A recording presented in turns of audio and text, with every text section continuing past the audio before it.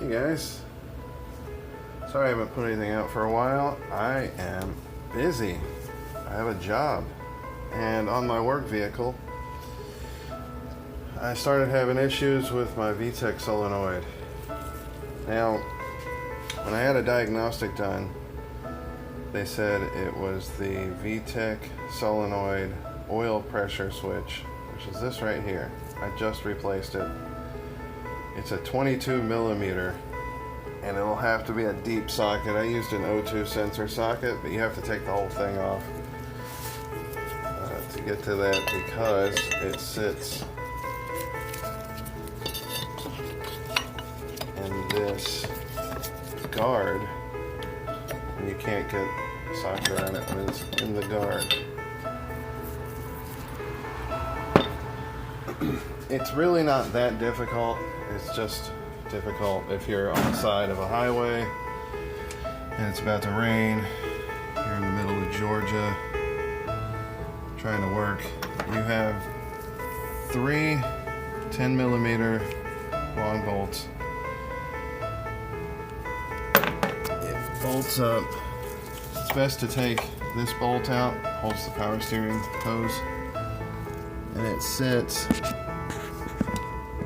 right there.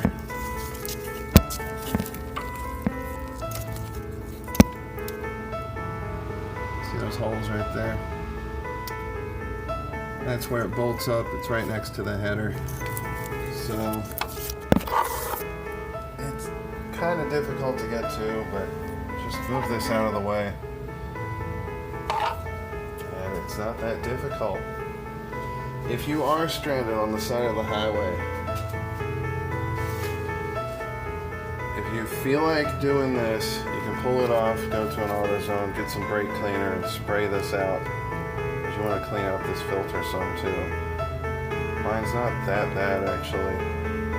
But I sprayed that out, put it back on, and then drove 58 to 60 miles an hour down the highway.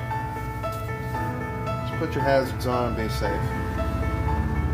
I ordered both the pressure switch and the solenoid, because it comes with the pressure switch and everything, because I just had to get back to work. They both gave a range for when they'd be delivered. The pressure switch showed up first. Went ahead and put that in so I can work tomorrow, and then when the solenoid comes in, I'll just swap that out. It comes with a gasket, pressure switch, and everything. I don't know if it comes with the guard. I forgot to check. But that's just, I would keep that on there just for safety purposes.